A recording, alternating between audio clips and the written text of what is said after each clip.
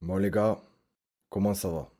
Franchement les gars, j'essaye d'être calme en ce début de vidéo, mais j'ai les nerfs, semaine de merde les gars, semaine de merde.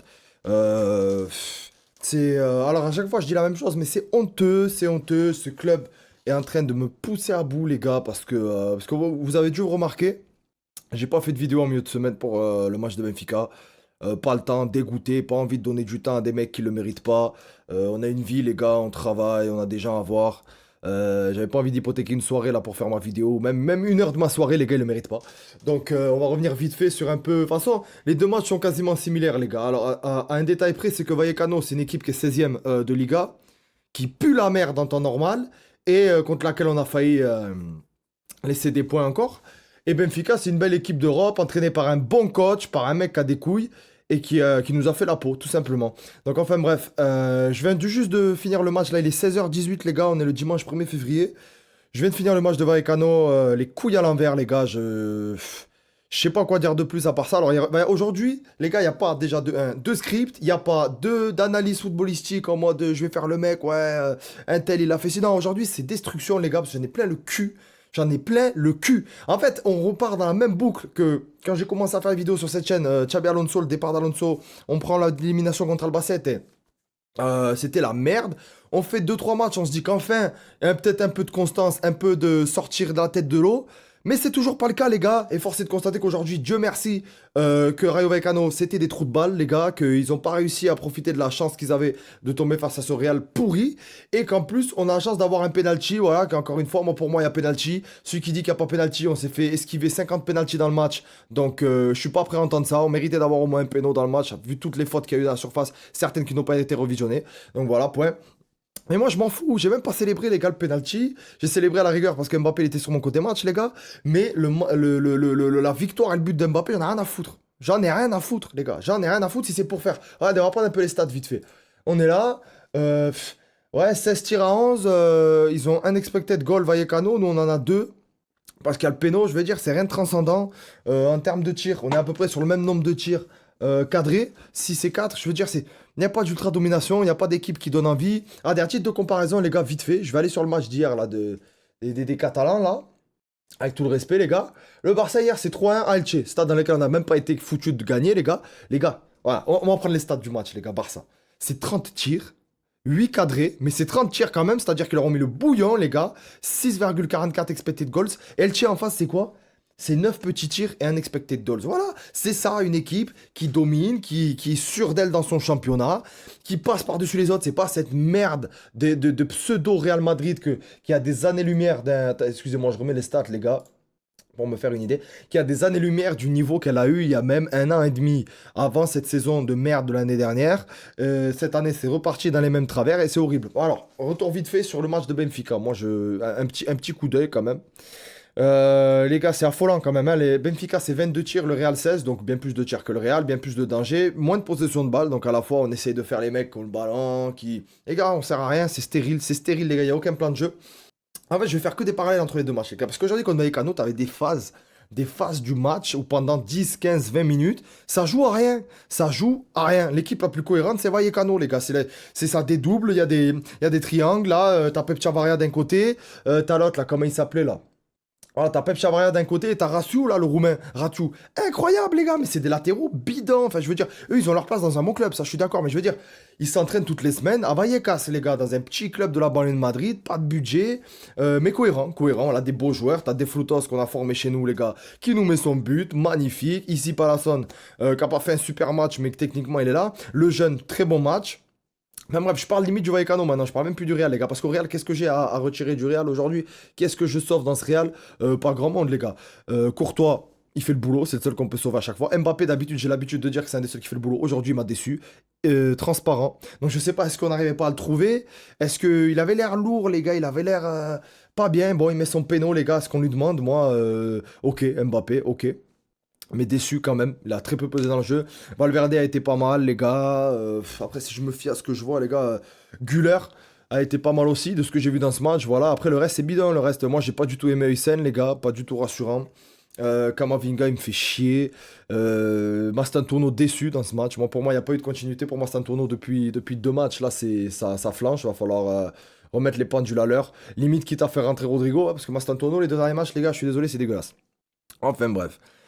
Sinon, les gars, dans le jeu, ouais, je vais pas faire le 1 par 1 comme d'habitude parce que j'ai rien à dire sur ces mecs. Tchouaméni, casse pas trois pattes à un canard, les gars. Franchement, est-ce qu'il a le niveau pour être au Real titulaire? Je sais pas. Ceballos, aujourd'hui, quand il est rentré, il a fait du bien. Je vais vous dire la vérité, les gars, le match contre Benfica. Alors dans cette vidéo les gars je vais m'éparpiller parce que ça fuse, ça fait chier donc on a même la flemme tu vois de s'organiser pour sortir une vidéo cohérente tellement eux-mêmes ne sont pas cohérents dans le jeu et dans ce qu'ils proposent. Donc les gars moi je vais pas faire d'efforts, j'espère que ça sera écoutable. Non, mais ce que je veux dire par là c'est que je fais des parallèles entre les deux matchs parce qu'ils sont très semblables en fait au final et c'est ce à quoi je m'attendais, c'est pour ça que je me suis pas stressé à faire une vidéo pour Benfica. Je me suis dit ce week-end les gars ça va être rebelote vu l'état d'esprit de l'équipe. Donc voilà, Ceballos, lui, il rentre aujourd'hui, il nous fait du bien. On voit qu'au milieu de terrain, on manque cruellement d'un mec qui sait faire l'organisation du ballon, qui sait être technique. Donc Ceballos, aujourd'hui, nous a apporté ce petit truc.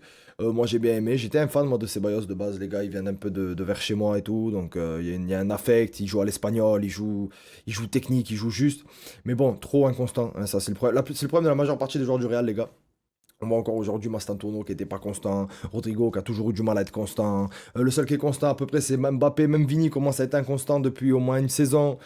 On n'a pas de constance les gars et je vais même faire un parallèle qui va encore plus loin, c'est que cette équipe du Real Madrid me fait penser à l'équipe de l'Olympique de Marseille les gars. Parce que ce qu'il faut savoir c'est que bon, euh, voilà, moi j'ai un affect quand même pour l'Olympique de Marseille en France, voilà, je vais pas vous le cacher. J'ai mon affect pour le Real Madrid, ça c'est indéniable, et j'ai mon affect pour Marseille en France. Donc autant vous dire que la soirée de mercredi a été dégueulasse, les gars, surtout que les deux matchs étaient liés. Marseille, putain, Marseille contre qui là? Marseille-Bruges et Real Benfica ont été tristement liés, les gars, comme vous le savez. Donc autant vous dire que la semaine a été une belle semaine d'enculé, les gars. On va pas se le cacher. Là, je suis dégoûté, les mecs. J'avais même pas envie de faire la vidéo. J'ai pas eu envie de faire la vidéo mercredi soir, les gars. Et j'avais pas envie de la faire aujourd'hui. Mais il faut assumer quand ça va pas, quand ça dit, quand il faut dire les choses. Voilà, on assume. Donc bon, enfin bref.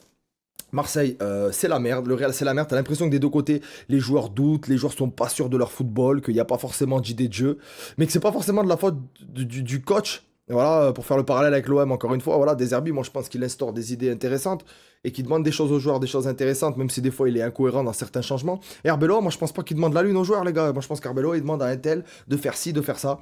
Ça marche pas, ça n'a pas marché avec Alonso, c'est pas Arbeloa, avec mon expérience, qui va y arriver. Moi je pense que le problème il vient des joueurs, de toute façon. Et comment, regardez, le but de l'égalisation du Rayo Vallecano est significatif du problème qu'a le Real Madrid, les gars. Tout simplement, c'est que c'est un ballon long qui va au deuxième poteau. T'as Valverde latéral droit et t'as Chouamini central. Déjà, à ce moment-là du match, t'as ça. T'as Valverde latéral droit et Chouamini central. Déjà, les gars, qu'est-ce qui va pas? Quelqu'un peut me dire ce qui va pas? C'est que t'as un mec qui normalement est milieu de terrain, t'as deux milieux de terrain en défense. Donc qu'est-ce qui se passe? Le ballon long, Valverde il sait pas forcément couvrir le ballon, il met les mains dans le dos comme ça, il saute, le ballon il passe par-dessus. T'as des Frutos qui passent plus vite que Chouamini qui a pas ce réflexe de défenseur de se dire hop, je vais couper la trajectoire, hop, je vais m'imposer. Il enchaîne. Alors très beau but de De Frutos, mais ces buts, il est symptomatique de quoi ce but, les gars? C'est qu'en fait, les joueurs au Real Madrid, ça fait 2 saisons qu'on a des mecs qui ne jouent pas à leur poste, les gars. C'est pas possible que l'année dernière, on a fait toute une saison avec Lucas Vasquez, les gars. Mais est-ce qu'on peut éveiller les consciences, les gars? Est-ce qu'on peut éveiller la conscience de classe, là, les gars, au Real Madrid, les gars? C'est pas possible qu'on joue avec Vasquez latéral droit une saison et que cette année, on se tape Valverde latéral droit avec tout le bien qu'il fait, toute l'application qu'il y met. Ce n'est pas un latéral, les gars. On a recruté Arnold pour occuper ce poste. Il a joué 10 matchs, frère. Et Carvaral, je t'en parle même pas, ça y est l'ancien, t'aurais dû te barrer l'été dernier et nous dire que c'est bon, t'avais plus les couilles, t'avais plus le physique après ton genou explosé là. Merci pour tout, mais c'est bon. Enfin, bref, aujourd'hui je suis pas mesuré dans ce que je dis les gars parce que j'en ai plein le cul de voir qu'on a encore une défense de comment dire, remaniée au possible. Il n'y avait pas de Carreras aujourd'hui donc on met Kamavinga, pareil, aucun intérêt. Franck Garcia il sert à quoi? Si c'est pour faire ça les gars, vendez-le cet hiver, Franck Garcia, vendez-moi des mecs. Ah là-bas qui est rentré, ridicule. Moi j'en peux plus de voir un mec qui touche 22 millions, qui rentre, qui fait des bouts de match pour se reblesser après. Non, non, les gars, moi, il y a des choses qui vont pas du tout. La défense, c'est le vrai chantier avec le milieu de terrain l'été prochain. C'est-à-dire, vous me dégagez. Moi, je vais dire les choses. Vous me dégagez. Mendy, Fran Garcia, Rudiger, Alaba. Voilà, déjà, les 4, vous me les dégagez. Dani Carvajal, merci, on te fait un bel hommage. Ça dégage aussi, voilà. Et avoir Militao, son genou. Est-ce qu'on peut enfin faire des tests médicaux et voir si Militao, est-ce qu'il va se répéter toutes les saisons comme ça ou est-ce que c'est bon? Parce que si c'est pour qu'il se répète toutes les saisons, moi les gars, dehors aussi. Merci pour tout, mais dehors. Donc là, on refait une défense, on repart sur Carreras à gauche, il lui faudrait une doublure, ok. En centrale, on garde Huysen, même si Huysen pour moi c'est pas un titulaire. Donc pour moi il doit redescendre en poste de troisième défenseur, c'est-à-dire dans la rotation.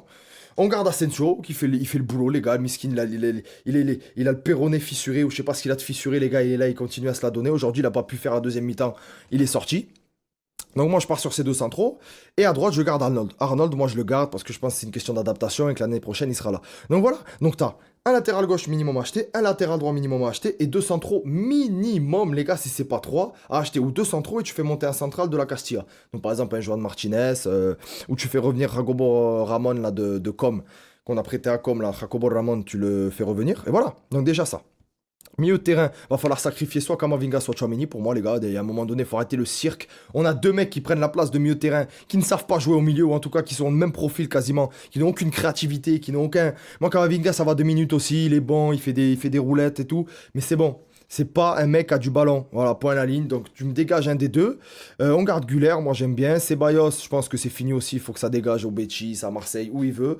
Donc voilà, au milieu de terrain, tu as minimum deux milieux de terrain achetés, dont un de classe mondiale si possible, s'il vous plaît. Enfin, un mec qui a du ballon.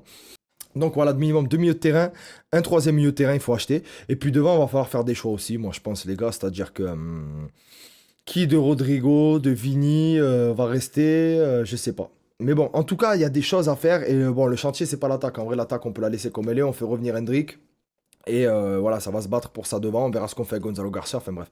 Le chantier est en défense. Aujourd'hui, on l'a vu. Le but du Rayo Vallecano, il vient parce que tu as deux mecs qui ne sont pas du métier, qui sont obligés de couvrir les fuites dans un club qui est le club qui génère le plus d'argent au monde, qui a les meilleures recettes dans le monde du football pour la troisième année consécutive, qui n'est pas capable sur le marché des transferts divers de se positionner sur un mec comme Marc Guehi, qui est parti pour 20 millions à City, sur un mec comme, je sais pas.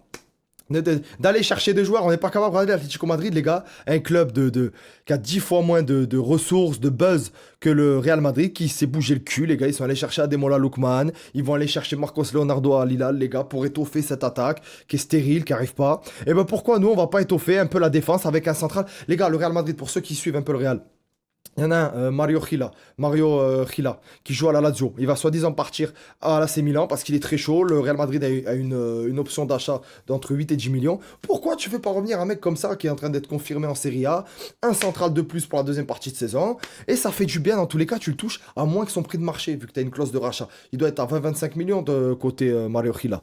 Donc les gars, tu le fais revenir, 10 millions, bam, on repart pour la deuxième partie de saison. Tu peux faire revenir Jacobo Ramon de comment? Pareil, pourquoi on n'agit jamais sur le mercato hivernal?